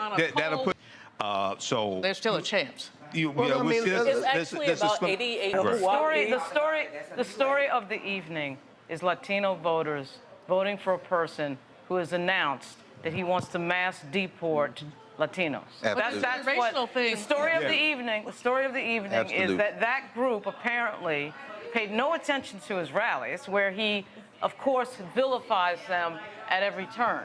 But when he came down that escalator in 2016, what did he say? They're rapists and murderers. Mexico. Right. Oh, yeah. We knew from the start what his views are about that We know group. what he is. Guns got engaged, right? They did the thing with, it's the same old thing over and over again. Sure. Right? They did the thing with trans, it worked. The Democrats had no answer. Democrats have no answer because the LGBT lobby gives them a lot of money to say nothing in these moments. And they said nothing in that moment. And there's a lot of tolerance. And they lost. Which doesn't work in this society. Right. And so something's about to happen. It's not like we support. Cedric Richmond is about to announce that VP isn't speaking. They keep saying that. Is that what you're hearing? That's on Twitter. That was on Twitter. They kept about saying 10 that. minutes ago that VP Harris won't be speaking at Howard University tonight. You've been Richmond. There he is at the podium in front of Douglas Hall. He's speaking. We still have states that have not been called yet. We will continue overnight to fight to make sure that every vote is counted, that every voice has spoken. So you won't hear from the Vice President tonight, but you will hear from her tomorrow. And go HU and go Harris. Thank you all.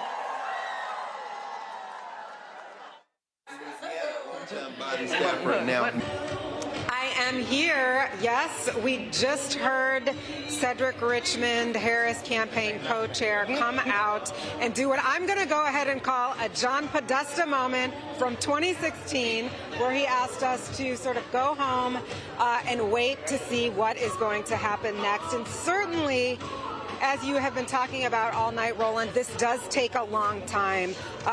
With a race this tight, with implications this severe, this was likely not something we were going to find out tonight. It's going to happen overnight. It's going to happen in the next couple of days. But I was sort of feeling this kind of energy earlier, and sure enough, this is just what happened. The crowd here streaming out. I've never seen a crowd of people leave as quick as I'm watching them leave now. But But again, they have been dedicated supporters of Kamala Harris. They have been here all night hoping to hear positive news from her on her presidential race against former President Donald Trump. But what they have just heard is that it's going to take more time.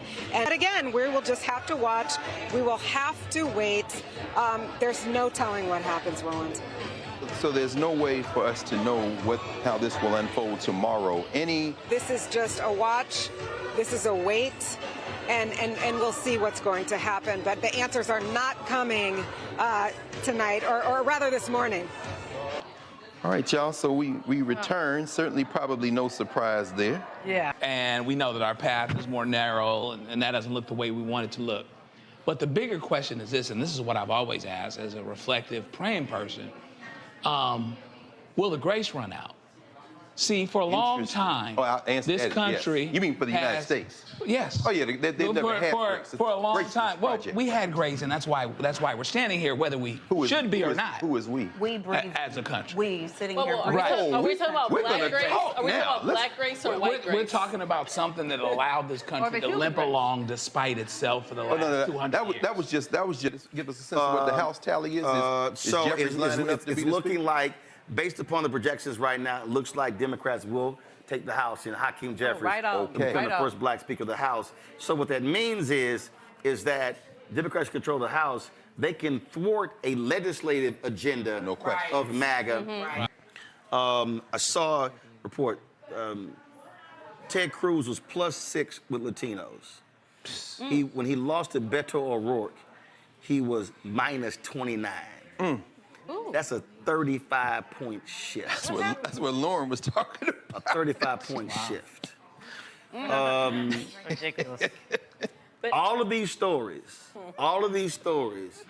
for 2.5 months was on black men. Yes. What nobody talking about the Latino vote. Hello. Your thoughts? And I guess that's maybe one of the reasons why I have a ridiculous amount of peace. I knew it would be hard. I knew it was close. I know this country has a woman problem, and then we dare do a black woman. And I'm just saying woman because to me, black, brown don't matter because we have a woman problem, right? And so, of course. I'm not, none of this is, I mean, I don't know where we are right now, but for the people who are watching, we are in the United States of America where the bondages of slavery and the vestiges of slavery are still here, and we have no reparations. And even if we had reparations, it could not repair the breach. That's where we live. So let me one second. Several different media outlets are now saying that Georgia has gone to Donald Trump. Go to my iPad. With 50.9% of the vote to 48.4%. Looks like he will win Georgia by about 127,000 votes, which now means that the path for Harris narrows. There are now 5 battleground states left, and that is Wisconsin, Pennsylvania, Michigan, and then, of course, Arizona and Nevada. So if she wins Nevada, Arizona, she's sitting at 243. He's sitting at 251. There you go. And she's got to win 2 of those 3, right? If he wins Pennsylvania, he gets 270. No question. So even if she wins Nevada, Arizona, Pennsylvania takes him to 270. She wins Pennsylvania. If she wins, if Philadelphia comes in, Pennsylvania takes her to 262. So she has to win. You win Pennsylvania, it's 19 electoral college votes. Then you got Wisconsin, Michigan. You win one of those, you win. Okay. So the bottom line is, he wins Pennsylvania. Again, that's if she wins Nevada, Arizona. Right. Okay. So the bottom line is, let's just. But at the end of the day, I will just say this. I think somebody should say this. I think that the vice president did a really good job. She actually surprised me a few times. I think she overperformed in terms of her stamina, her spirit out there, the energy, the whole thing. The way this campaign was put together, this was 103 days. Absolutely. They're going to try to dismantle parts of the government. That's right. And it does look like the House is going to go for the Democrats. That is a difficult situation because the House does not control everything, but they do control the purse. Trump, if the numbers stay where they are, and again, Republicans are literally saying they could take all 5 battleground states. Right. It's actually possible. What it says is that this country, or little more than half of the country, right, didn't give a shit that the man tried to overthrow the election. Right. That's right. No. That's right. The fact and They're reveling in it. And Democrats so are famous for making mistakes. Right. Democrats do not play ruthless. That's right. I mean, Democrats always try to be smart, or not smart, try to be nice. Yep. We want to follow the Constitution. Yep. But these other people do not follow the Constitution. We want the rule of law, but they don't care about the rule of law. Yep. And so we get screwed as Democrats again and again and again. And it wouldn't be bad if we were just screwed, but we're all screwed. Like America is screwed. So I'm back at Pennsylvania. 93% of the votes in Pennsylvania. It's showing a 224,000 vote lead. 7% of the vote. Can she make that up? Don't know.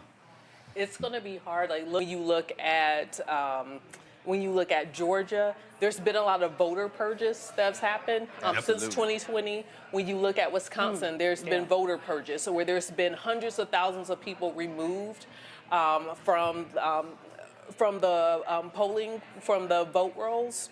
Is white people are being told to go vote. We're the only communities being told not to vote. How about that? But you know what? I Clearly, the maintain economy optimism is what happened. Even though whether she wins or not, what her candidacy has done is it's taken us a very long way. When you talk about a woman of color as the presidential nominee, that's taken us a very long way. If she has a very narrow loss, it suggests something about potential. I'm not anxious at all. Not at all. I'm not disturbed. I know where I live in these United States of America. Exactly. I know I've been living here all this time. Exactly. And I don't like it. But as Monique says, you know, it's a choice. I could sell my spit and take my happy behind to Ghana, and it would be a happy behind too, because I love it over there. But anyway, Again, I think that what people have to grapple with is people made voting decisions that were utterly delusional. Well, remember, misinfo and disinfo. Remember. No, I got that. But what happened tonight in America based upon rational choice theory. And I don't think there's anything rational with how people voted. There's the point. I don't. All he said it was a bad economy. He made no specific points. No, he didn't. He said nothing. Right, nothing. but both of them claim they This man has untreated. He said nothing. No president can quote lower inflation. Who makes that person accountable? The media.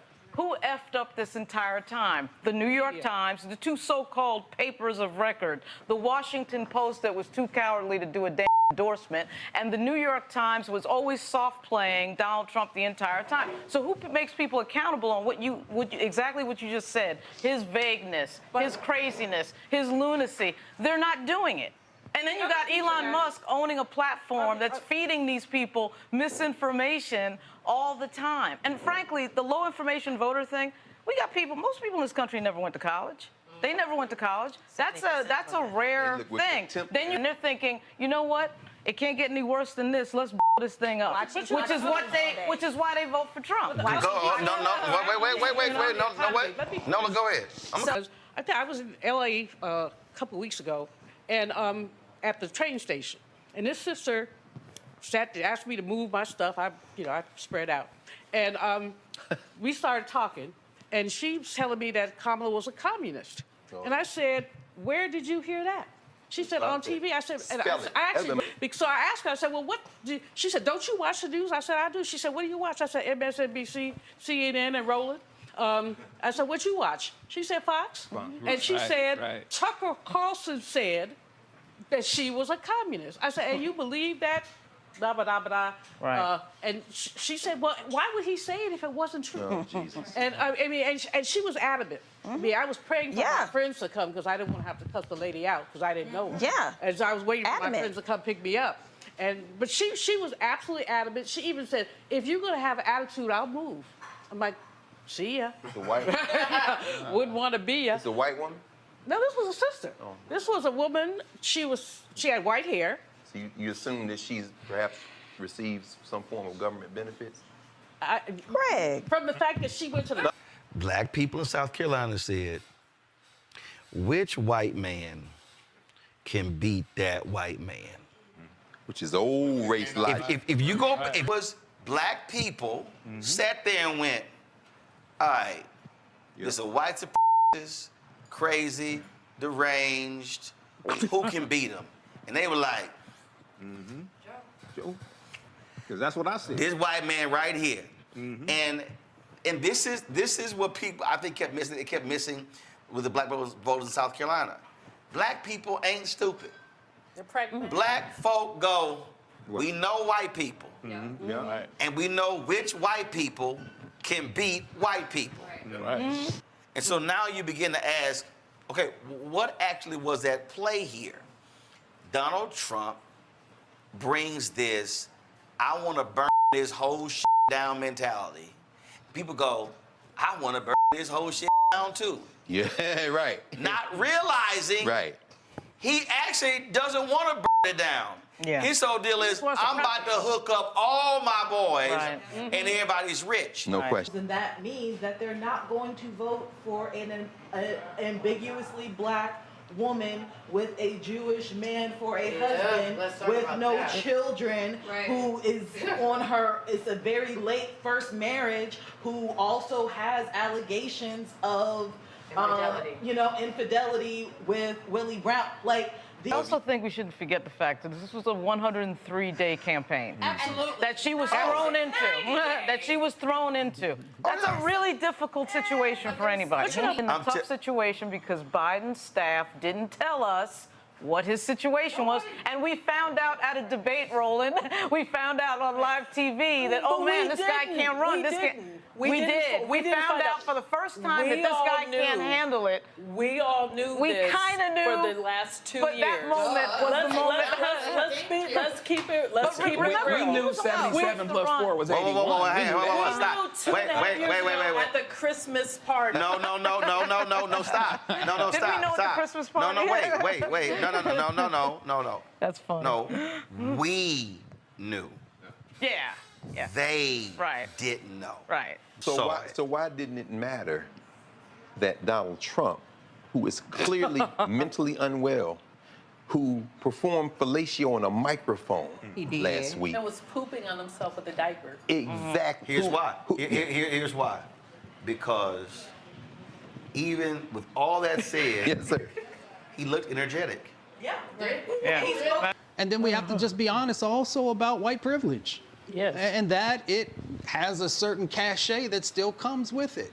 And it looks like Democrats are going to control the House. So therefore, Jeffries will become the first black Speaker of the House. My goodness. That's great. My goodness. There will be they will be able to stop a MAGA agenda. You can't get it past the House. It can't go to the Senate and get passed. Right. But you are going to see significant damage still being done. I'll say this here. He lied about it. He denied it. But I'm telling you right now, Joe, folk like you are going to be real busy when these federal workers get fired because they don't sign a MAGA pledge. Yeah. Right. Yeah, I mean, look, if we're gonna fight a civil war, then damn it, let's fight one. I'm not talking about a hot civil war, but a cold civil war with a different logic. And we'll see how much they believe in this world they claim they want when we embrace it. It'll be like the Second Amendment. And by the way, everybody get their strap. Well, let's see how much you like that. No, I'm serious. It is your right, isn't it? I'm very serious about this. First of all, yeah, right. Don't be scared. Don't be scared. First of all, everybody got to remember, after Trump won last time, black gun ownership went up. Come on. Responsible black gun ownership. That was legal gun ownership. So this is one of those moments where I think black folks might say, exactly. This y'all want. It's what you want. All right. Black folks like, Right. all right. Right. All y'all broke-ass white people, Right. Yeah. all y'all Latinos, all y'all Muslims, Yeah. y'all can have this shit. I think we were already and there. wait. And I'm just saying, I'm telling everybody right now, y'all already know the meme that was created when I was at TV1. Hashtag we tried to tell you. Yeah. I'm telling you right now, when the shit go down, we gonna be saying, we tried to tell you. But how do you grapple with what Erica? Zapata County in Texas, along the Rio Grande in South Texas, went 71-28 for Obama. And it went 61-39 for Trump. Sexism. So, no, it's not. People think they're white. Yeah. They do not view themselves as minorities. There you go. Come on, Charlotte. Come on. They do not view themselves as minorities. We. That's what the Second Amendment. We as black people. Come on. The reality is, we as black people, we have always saved this country. Every time. But again, to your point, I as don't far know. as saving it, I personally am tired because if you think that I'm going back out on Black Lives Matter Street in a hat like these people did in 2020, you got another thing coming because I didn't do it then. There were a lot of us wearing the pussy hats. There you go. And NBC is calling Pennsylvania for Donald Trump. That puts him over 270. And that's why the right is celebrating. The point we're just making, and y'all already know, I will never use the word president with his ass. Even when I met his ass, I wouldn't use it. I would not use it. For now. No, ain't no for now. No, we I ain't calling his ass out. Donald, we call him Donald. If it's one thing that Democrats are excellent at, and that is, it's fretting, it's freaking out, it's and all that sort of stuff like that. But there has to be a reckoning. Right. Yes, sir. And when we say a reckoning, Yes, sir. I think it has to be a really, really hardcore, deep reckoning. This thing is going to continue. This is a reality. In the last 3 cycles, Dems ignored what was happening with Latinos. How many media executives tonight Oh, they're salivating. are elated with this election result? And journalists. How many journalists got famous over Donald Trump? Because Wait. the way they ran the White House. Wait. You know how many journalists did books, got famous, made money off of Donald Trump? They're loving the fact that Donald Trump is I'm telling you coming right. back I'm telling you right now. But see, I'm going to say this, The Roland. reason the media, these media folks, They want this. they are want like, him. we are about to have a show every single day. So what about? What I want to say is, what happened tonight, I can't think about in the abstract. I think about a lot of my colleagues who are scared right now about their job security, who have been in the government for a very long time, and they won't know what's going to happen comes January. Well, they do, you know. People do know what's coming. It's going to be very real pain felt by a lot of people that look like us in this room. It's not an abstract thing. It's not an abstract thing like, you effed around and now you about to find out. We about to find out too. Some of us sitting in this room. No question. The pain will be felt, especially those of us that are outspoken, that have stood 10 toes down and put it all out there on the line. So the pain will be felt. Last thing I will say, this has set white supremacy up in a way in this country that will be felt for a very long time. Yes. That is what won tonight. And then I don't know what the next steps are. I know personally, I need to take a few days. This is a lot. Sure. I need to take a few days. It's a Sure. lot. And then This is a different MAGA that we've never seen before. This is not the same MAGA. No. When they're talking about deportation and putting people in cages, they're not talking about just cages. They're talking about camps. No They're question. talking about internment camps. No question. So they are going to have to talk to the Latinos. They're going to have to talk to everyone. There is going to be a reckoning. MAGA is a continuation of white supremacy that started before 1619 in this country. Yeah. So that's why I said I recognize. Like, with Christianity, we talk about familiar spirits. We talk about things that are familiar. I know these familiar spirits, and my ancestors defeated it. So that is why. What I'm saying is, we're talking about new war. Yeah. We might be, we talking about domestic. And Nola, I understand. Hey, I got to get up and sit down. But, well, we all going to be in the middle of some shit that nobody can walk back. Here's why. And here's the house is burned.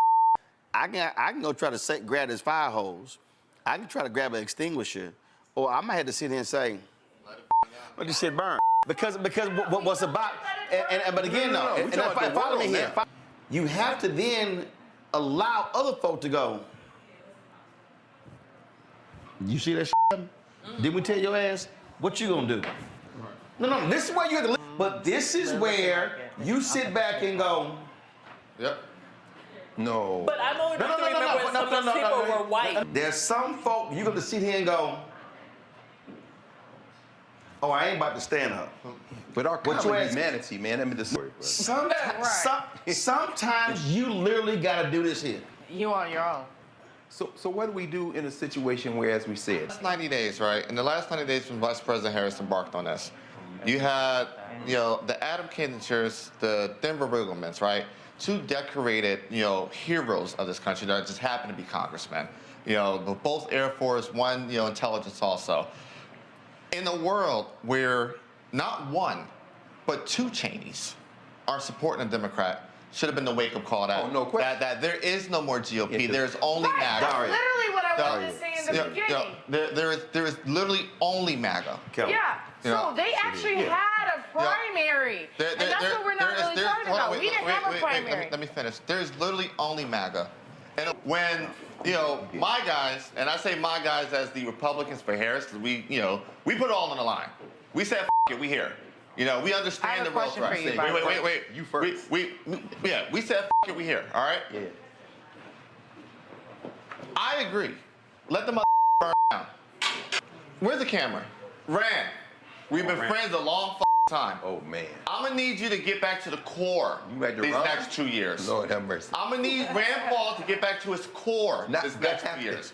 It may not happen. Not gonna happen. It's not going to happen. Randy Paul. But if there's any principle in that body, you cannot look at Donald Trump in the eye and allow the atrocities of civil liberties to be trampled on. First of all, you're Chris Christie. They have no morals, no values, no principles, no ethics, no integrity. It's power. And money. And so what I'm saying is, so the reason I say you gotta let that inner party fight. Okay. So all y'all who want to kiss Trump's ass, all right, now you got your boy. Now they actually, again, first of all, the presidency has not been called, okay, but they about to around and find out. And I'm saying sometimes you got to let some folk find out. I got a question. And knowing that this person is see, it's not even just about the vice president. It's the person she's running against is so unworthy. It's the lunatic she's running against. And they chose him over her. Right. America has a history of completely ignoring somebody who's sane for someone who's insane. Yeah, it's craziness. And so they have fallen for the greatest lie. They literally believe this man is an economic genius when he can barely read. They do not believe that. They don't believe. No. Right. They know so why do they vote for him? To be an idiot. They know he committed. No, I'm asking you. So why do they vote for him? I'm gonna say it one more time because it's all I can say. This is America. Right. Okay? Right. And we have a woman problem. Right. Thank you. I've been waiting. And We've been saying if we know it's been proven we have a woman problem. We do. It has been proven. White women ain't never made Greg, peace with can black I women. please? Yeah, and then we're I'm gonna gonna walk just to- whatever. No, I don't really want you to teach me tonight. I just want to Okay, share. hold on. Finish your point. I just want to share. No, go ahead. Okay. The fact that we for real have only had these two major candidates, and obviously both Democrats, to ever even be in shouting distance of this job, and we are behind, what, 59 other countries, right? We have a woman problem. But what I'm saying is we have a woman problem, okay? And what we also have in this country, obviously, is a race problem. Right. But what we also have is a comfort problem. Because we're talking about everything the Dems need to, and this comes up every time. Whenever everybody starts talking about the Dems need to do this, the Dems need to do that. And I say, what about us? And it's starting already. What about us? Right. What about us? Right. Because us marching to get the right to vote, like the answer to it was not to just vote and sit on our asses and belch. We were supposed to keep marching until we had all the shit you get when you march. So when we didn't get George Floyd, right? We were supposed to be beating the streets. When President Obama was disrespected as the first black president and did not get his Supreme Court pick, and it was stolen, which led to the very Roe v. Wade fight that we're fighting now. Instead of being pissed off because we didn't like his choice, we were supposed to hit the streets. When I'm having fights every day, like I struggled to convince people that talented, brilliant, educated, caring, non-felonious, sane, black and Asian woman was better than that degenerate. I had real fights in our community. When you look at how hard it is, y'all, we celebrating tonight because it's two black women in the Senate at the same time. I know. We clapping. Okay. Latino men in 2020, Biden 59%, Trump 36%. Right. Latino men in 2024, Harris 45%, Trump 53%.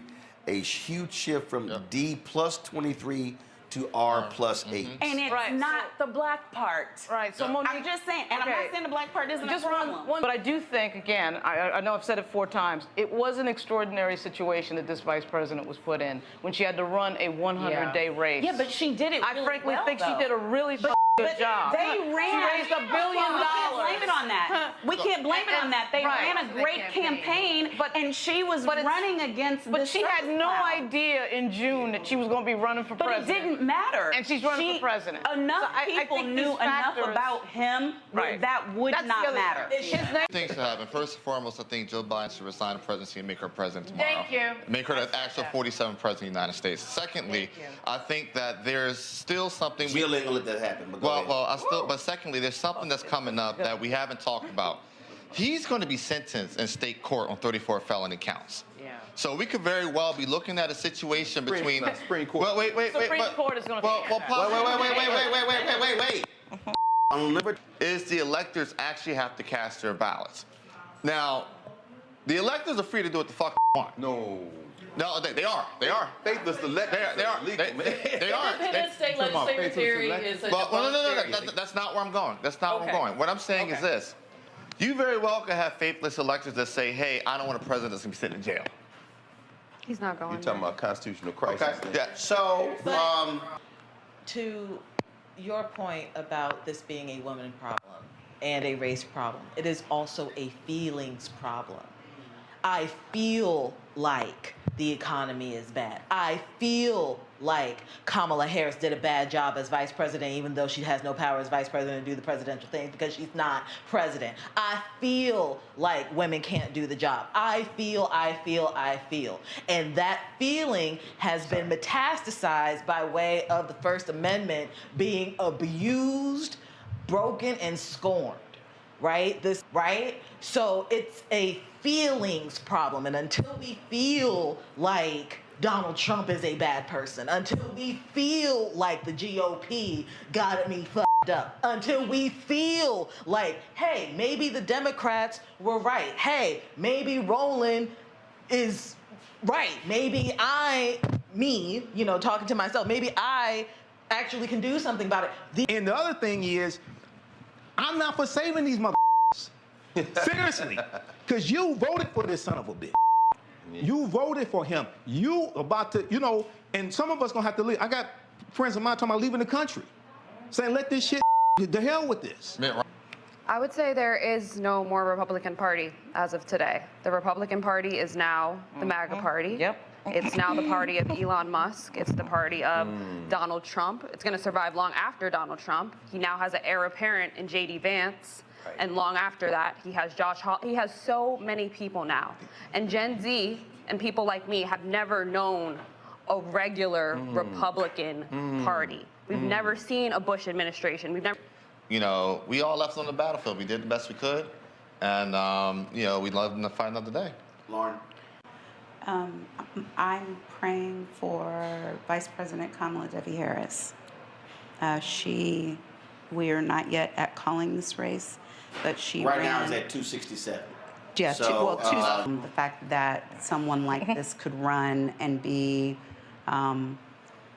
running while convicted, running while degenerate, running while amoral, running while confused, you know, running while found liable as a rapist, says everything that needs to be said about the threat that we're under. So, because we promised you that this was not a drill, and now we indeed are about to find out. Erica. John 10:10 says the thief comes only to steal and kill and destroy. That's the A part of it. And he's here. I've been very clear about who this person is. He is the son of a Klein. He surrounded himself with such people. And to never forget who sold the robes of the Klein. So echoing, thank you so much for the Bible verse, because I keep on saying all I can do is pray. And from the day before to today to tomorrow, that's all we can continue to do is pray. We do have a woman's problem. And I pray that one day we surpass it. Today might not be the day, and tomorrow may not be either. I know. Maybe we just care about our community. Maybe we start tomorrow just focusing on our issues. We stay black. This country has codified race into our legal system. Yes, Rebecca. But I can't move past it. This is still the fabric of white supremacy. Is in a country that's grappling with white supremacy, it doesn't matter if you're a Democrat or a Republican, you still are grappling with white supremacy. And if you are white and you are a Democrat, you have to do the work this time. I want, as a black woman, for me not to encounter weathering, which came out in a study a year and a half ago that says my internal cellular structure is deteriorating because of effing racism. Right. So I say all that. Tonight, if it bears out that she doesn't win this presidency, tonight she is facing the fact that this country could give a damn about the vision that she articulated, because for them, patriotism means white supremacy. Absolutely. And for us, it has always meant that that is our enemy. And I think we need to take heed of that and look forward and say everything everyone has said needs to be poured into our blackness and into our institutional formations. And we move forward to see what happens. America has decided to align with other nations in electing far-right, crazed, deranged leaders. And what you have to understand is that, and I'm going to keep saying, is that this is white fear. This is absolute fear of the future changing of this country. So what you've seen tonight is this country has decided that, you know what, Trump, those are our values. In fact, he's actually poised to win the popular vote. Wow. When you look at states like New York, New Jersey, Harris barely wins those states. Lower margins than when Biden did. When you look at the numbers, look at what the country decided. The country's decided We don't mind if you lead an insurrection. We're good. We don't mind if you steal classified documents and lie about it and don't return them. We're good. We don't mind if you cheat with your company. We're good. Because you're going to bring back the good old days. It's going to be fabulous. The fact of the matter is, Trump inherits an economy fixed by Democrats. And he's going to immediately claim credit for all of it. He's going to say, oh, it came back all because I'm coming back. You better be scared to death when he literally lets Robert F. Kennedy be in control of science and health. Oh, you better bring back the mask and everything else, because it's about to be a lot more people who ain't vaccinated. And when polio comes back, and some of these other diseases that we conquered a long time ago come back, because you've got a crazed, deranged, anti-vaccine person in charge, well, there you go. You understand, all of the sane people you had before who served as guardrails, they won't be there. You truly are going to have a cabinet, an administration of zealots, of individuals who have no business holding on to power. And so America got what it wanted tonight, and America is going to get what it deserves. So when he drops his tariffs and all of y'all asses go broke, I don't want to hear shit. Because hashtag, we tried to tell you. Oh, by the way, when your ass start choking and your water tastes like crap, don't come holler at us. Oh, by the way, when your raggedy ass state go ask a fool with the education, please don't come holler at us. And again, all y'all white women who on birth control, don't come holler at us when this Supreme Court targets that too. And so for all of y'all who said, oh my God, the nation is on the wrong track, by all means, enjoy his inauguration. Dance in the aisle. Go dancing in the streets. But I'm going to tell you right now, ain't no way in hell you think we're going to be silent. There's no way in hell you think we going anywhere. And so y'all can play it cute. Oh, by the way, all of you working class people, oh, I can't wait till the corporations start laying your asses off. So y'all can enjoy your win, but I'm telling you right now, a lot of you who voted for Trump and you're rejoicing right now, there will be tears. And when the tears come shedding, you can't cry on our shoulders. And you can't come to say, I don't know how this happened. And all we gonna say is, we tried to tell you. But see, y'all know, I see all y'all right-wing people comment in the message section. And here's the whole deal. I appreciate all y'all running y'all mouths, because all y'all doing is making me money. Y'all do realize that.